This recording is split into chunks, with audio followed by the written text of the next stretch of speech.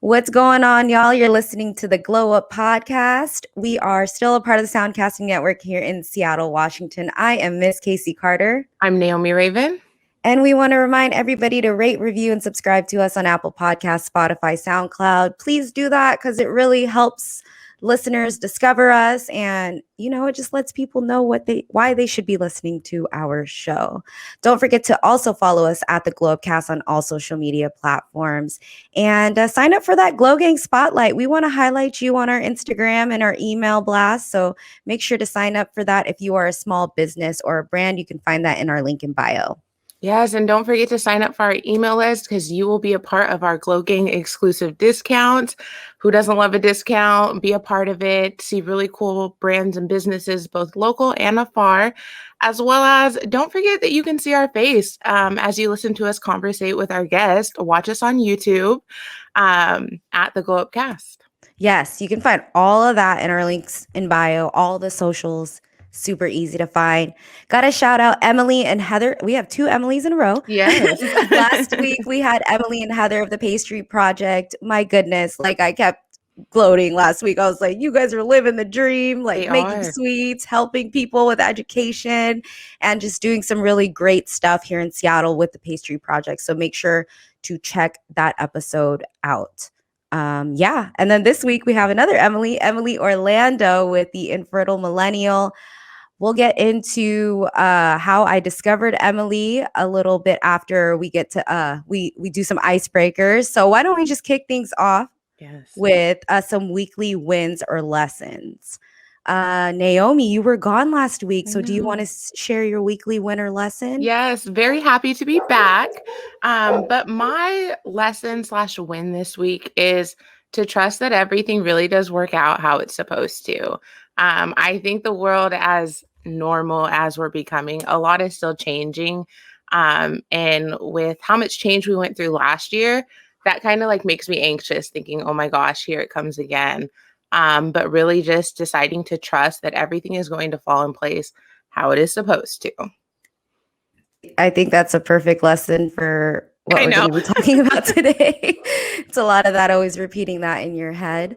My lesson this week is own your shit. Take accountability for the fucked up things you've done or whatever it is that is in your way. I think a lot of times a lot of people like to play victim and they don't try and see where did they mess up. And that just completely ruins relationships and it ruins blessings. So try and take a seat, take a breather, analyze situations, and try and learn, where did I drop the ball in this? And communicate that to the people in your lives and let them know that you've learned that lesson. It's the respectful thing to do to yourself and to your people. Yes. Just take some accountability for the crap that you do. How about you, Emily? Do you have any lessons or weekly wins that happened? For me, this week was a lot about sort of more self-compassion. I noticed I was being a little bit critical of myself. And so I kind of yesterday took a moment to just take a breather and sit down. And I listened to a meditation, just a self-compassion meditation, and to realize that it's okay if something's going wrong, but also try not to blame yourself too much for it. Allow yourself to take a break. So that was sort of my lesson for this week. I think we can all be a little more compassionate to ourselves. I love that, self-compassion.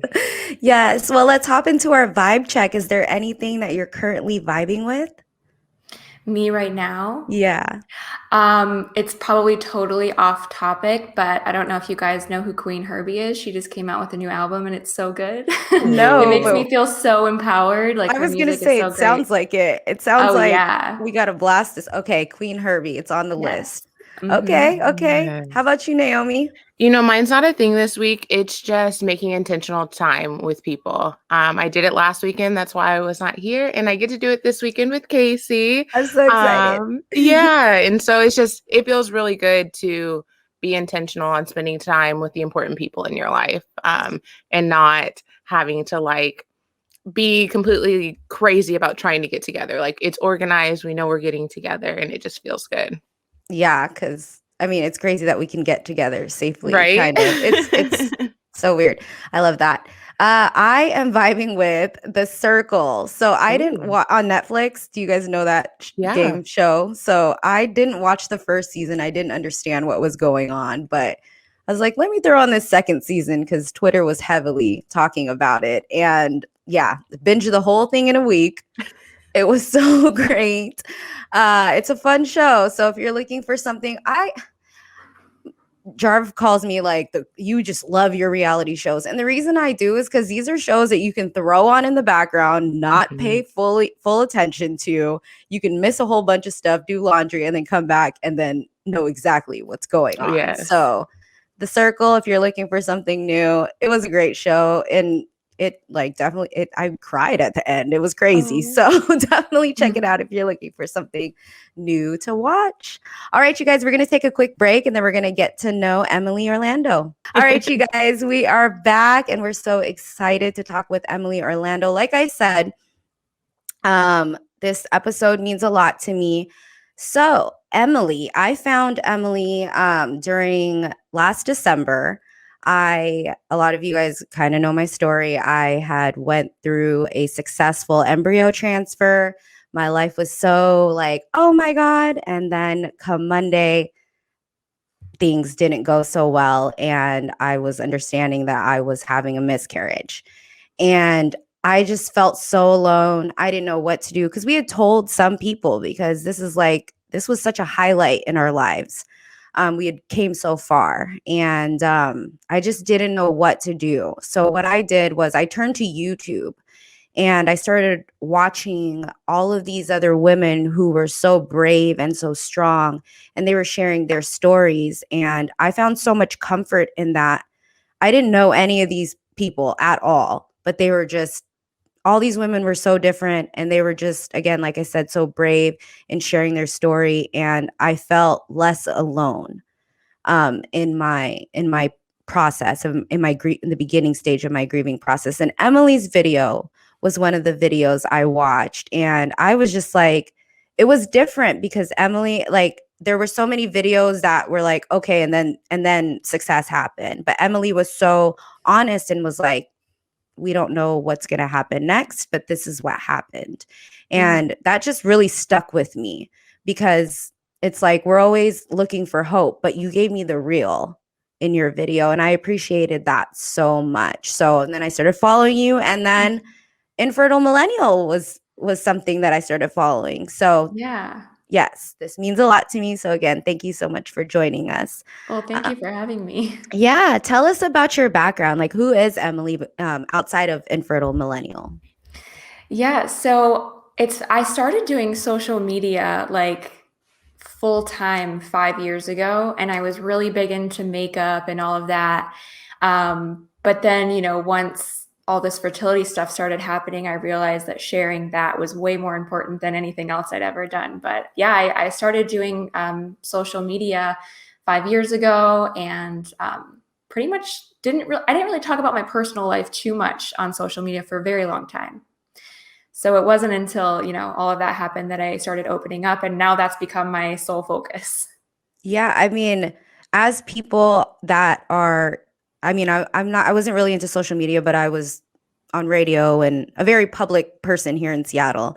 And when it comes to sharing, I'm the same way. I keep my private life private. Like, people didn't even know I had a boyfriend till like 5 years later. But what made you have the courage to be like, you know what, I'm going to share this part? So it was after only a few people that we knew personally knew that we were struggling with infertility. It was after my first embryo transfer failed, and I didn't realize that I was going through a grieving process with that. So I was sort of just like sitting in my living room one day, and I thought it would feel really good to sort of type out on my notepad what we had been through in the past. At that point, I think it had been about 6 years, 5 or 6 years. And it felt so good. I asked my husband, I'm like, is this something that you'd be okay with me sharing? Because for those who don't know, we have male factor infertility. And so that's a very personal thing for him. And I wanted to make sure that he would be okay with me sharing that as well, because even though it's his issue, I look at it as ours. And so I wanted to be sure that we were on the same page. So he was absolutely on board with it, didn't even second guess it. And I just decided to share everything we'd been going through. And on top of that, at the same time, during our first IVF round, I was filming everything as a way to be a pregnancy announcement. And unfortunately, it didn't end up that way. And then I got the idea of maybe I should share the fail and share like, this is what we're going through. And sometimes it doesn't always work out the way you thought that it would. So that's sort of where that all came from. Okay, I knew I was going to cry. So you said you were pretty private prior to opening up about this. You had the conversation with your husband about making it more public. What did your friends and family think, or how did they feel about you sharing this journey with the world? I had nothing but the most incredible support. Not a single person said anything negative that I knew about sharing it. No one was like, "Ooh, that's too private. You shouldn't talk about that." Every single person that I have a very big family. So all of my aunts, cousins, everybody, they had no idea we were going through that. And they're like, "You are so incredibly strong for sharing this and for speaking up about this." I mean, nothing but support from everybody. It's beautiful. Did it come with any fear at all of knowing that your business was going to be out there and the response that you could get back? I don't think so. I know it's like a personal thing to share, but I feel like, to me, I wasn't worried about, I didn't think anyone would have anything negative to say about it. I didn't think it would be, I mean, I guess I did sometimes wonder, like, are certain brands not going to want to sponsor me if I talk about this? But at the same time, it's like, well, then I guess they're just not for me, because This is what I'm going through. And this is more real than anything else I had shared. Who preaching, girl? Yes. Now, just even with opening up, that's one part of, how brave you are, but also educating others about infertility. And that's been something that's like driven me. Like now that I've opened up, I can help people understand like the hardships, but also let others know they aren't alone. But I love what you're doing with Infertile Millennial, because for one, you're speaking my language with the type of content you're creating with it. I do have to share, there was a meme or like a graphic you created where it was like, don't say this, but instead say this. Yeah. And I love my friends. They're so supportive.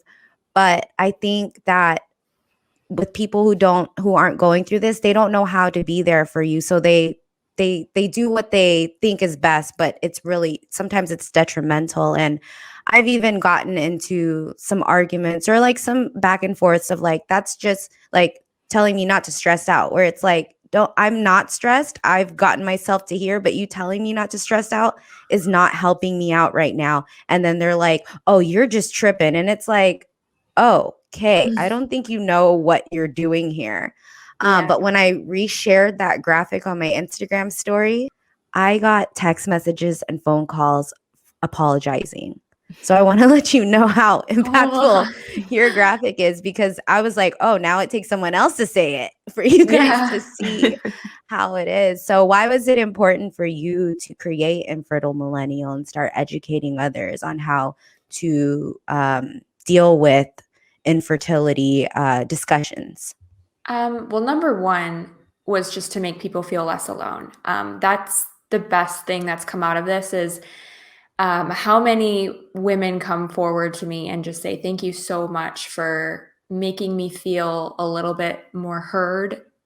Because even though there's so many people struggling, it often does feel like you're the only one, because it seems like everyone you know is not struggling. But yet when you take a step back, it makes you realize there are so many people, even me. I think this even helps me too by sharing this, because now I'm having people come to me and say thank you. And it's like, there really are that many people. So it was really important for me to let other people know they're not alone. But also, when you're going through this, people often will, like you were saying, make comments that they think it's supportive, but it's really invalidating what you're experiencing or what you're going through. So for me, it was like, if I can at least help one person understand that, then I feel like I've done enough, you know? I love it. And I you love do it. all this educating with such like positivity. All your videos, you look happy, you look joyful. Where does that joy stem from on the days like life happens, life gets hard? How do you push through that? I'm not going to lie. I mean, you probably don't see some of the days that I've had it really rough. um, but I think the joy just comes from I know that this is going to help somebody, and I enjoy creating content that I know is helpful and supportive.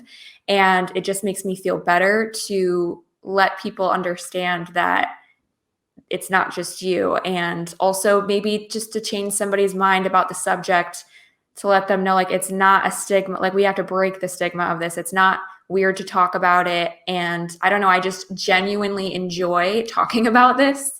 So I think that's where that all comes from. But don't get me wrong, I definitely have days that are not great, but I'm not going to be, crying on a TikTok.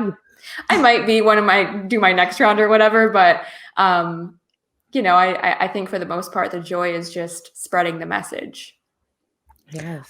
One thing that I've been mustering up a lot of energy to get behind is the insurance aspect here in the United States. I believe it's like 16 states where it's only legal, where they require infertility benefits in all of their insurance. Is Michigan one of the states? I don't. I don't know if Michigan specifically, but there are certain insurances that do cover a percentage, but not all of them. Yeah.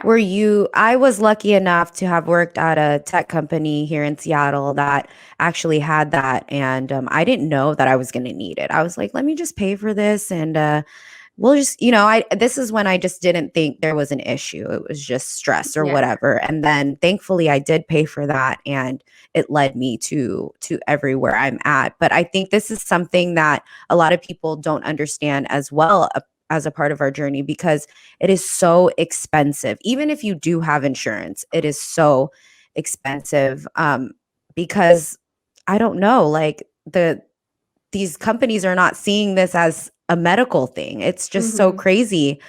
So what was your experience with insurance and stuff like that throughout your process?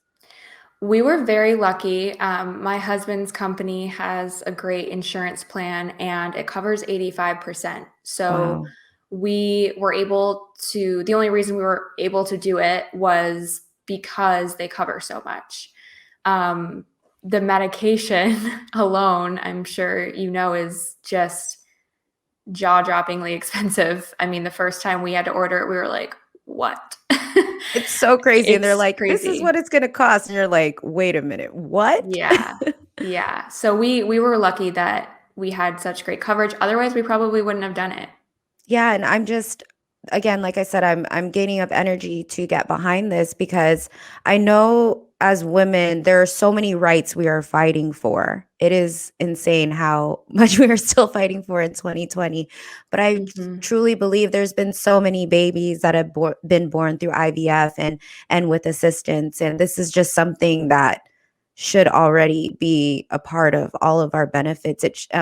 I also hear in so many other places there's like adoption benefits and adoption assistance, but not assistance with this. So it's just something super important to me, and I'm just so glad that you were really lucky. Again, it's like you have to be lucky in order to be on this journey, and I'm so grateful. My therapist actually shared with me that the only reason she had to become a foster mom is because she just did not have the insurance, and she wishes she would have taken out a loan, because now she's a little further, and that broke my heart. So I just don't want other women to have to choose or to get loans or like to have it's crazy. I agree with you. Yeah. Sucks that money is such a big factor. As we've been talking, it's been really cool to hear you say we a lot. It's not like me, it's we, because it's a partnership when you're going through this with your spouse, whoever you're going through this with. One might be facing it physically, but you're both facing it emotionally. what advice would you lend to a couple that is going to embark on conquering infertility, so that they can remain strong together through the whole process? So one of the things that I recommend is communicate with each other. We've always been really good at communicating, but I think this is something a lot of men deal with. Is it's harder for them to communicate their emotions, and that was definitely one of the discussions we would have a lot of. I was unsure of how he was feeling, especially after the miscarriage, because of course he wants to be there for me. But he also lost something too. And, that was something that he had to learn to do, was communicate his emotions. And so I think it's important to check in with each other along the way and really talk about like how each step is making you feel.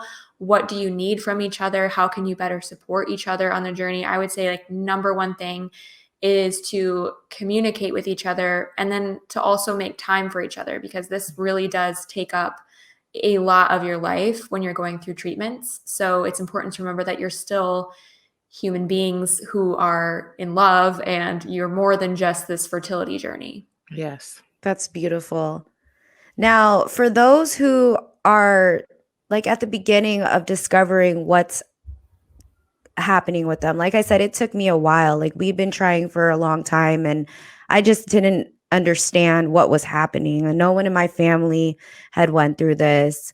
So for those who are opening up and starting to understand what's going on, what is like one thing you can share with them that kind of helped you out throughout the process?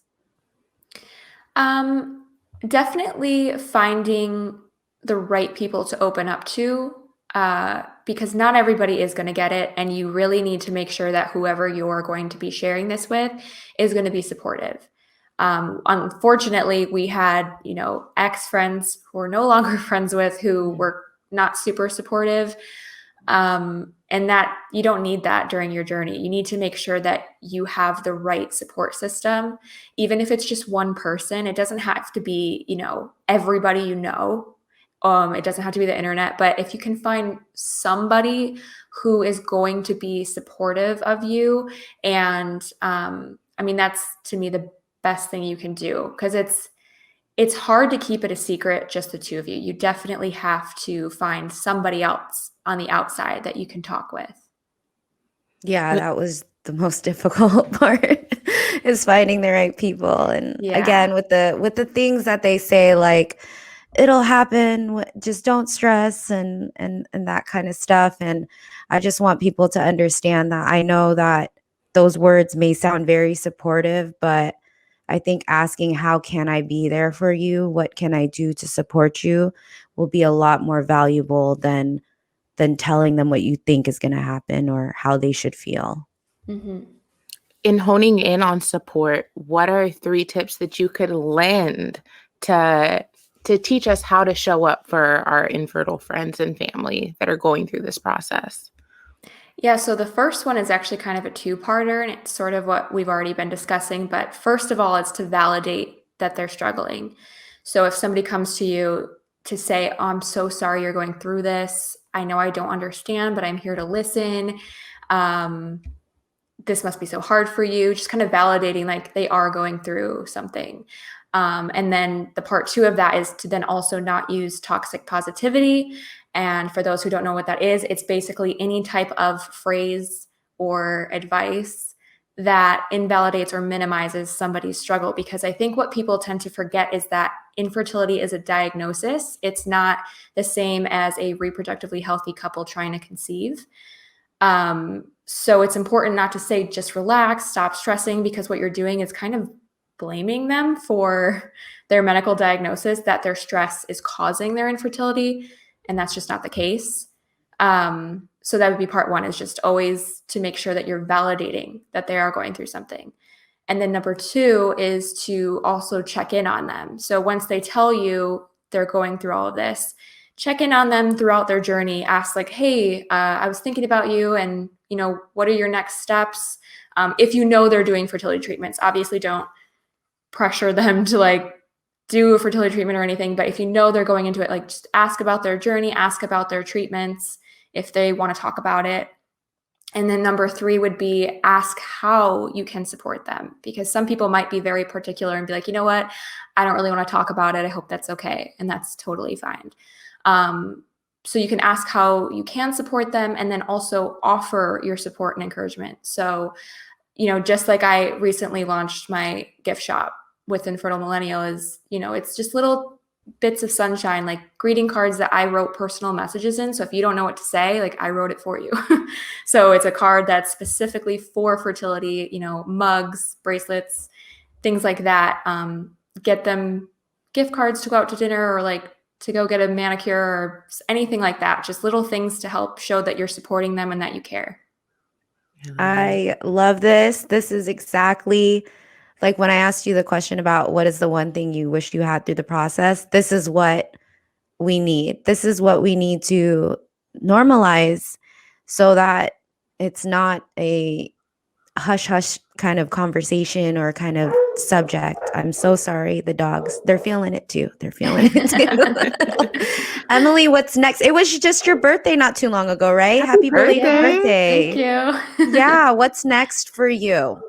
So we are going to be doing another embryo transfer. We're starting the process in early July and hopefully transferring in mid-August. So praying that the next one is our lucky charm, hopefully. So yeah, I'm launching something else on my shop, but I can't quite say what it is yet, but I'm so excited about it. So that's pretty much what's going on with me. Where can people find the shop and follow Infertile Millennial as well? So you can follow Infertile Millennial on Instagram. It's just at Infertile Millennial. The gift shop is infertilemillennial.com/shop. There's also lots of blog posts on there. There's fun little like phone downloads, and my podcast is on there. There's YouTube videos of IVF stuff. Yeah. I love it, Emily. Thank you so much. Yes. You have helped me in so many ways. So I really appreciate all that you've done. And again, your courage to open up and share, because it inspired me so much. And Thank you. It's gotten to me where I am today. So thank you. Thank you. Naomi, do we have anything coming up? Yes. Don't forget to step in the spotlight. Sign up for our Glow Spotlight feature. The link is in our bios. Let us shine a light on you and show everybody how dope you are. Yes. And don't forget to sign up for those, our email list, because you can get exclusive info, discounts, all that stuff. And then subscribe to us on YouTube so you can watch us. I know I love throwing on podcasts when I'm cleaning up on a Saturday on the TV, and I'll, just have it on, but watch sometimes. So make sure to check us out. Don't forget to rate, review, and subscribe to us as well on Apple Podcasts, Spotify, SoundCloud, and follow us at the Globecast. And we'll sort of be back next week. We know it's a holiday, so we'll sort of be back. So just check for us next week. All right, you guys. Have a good weekend. Bye.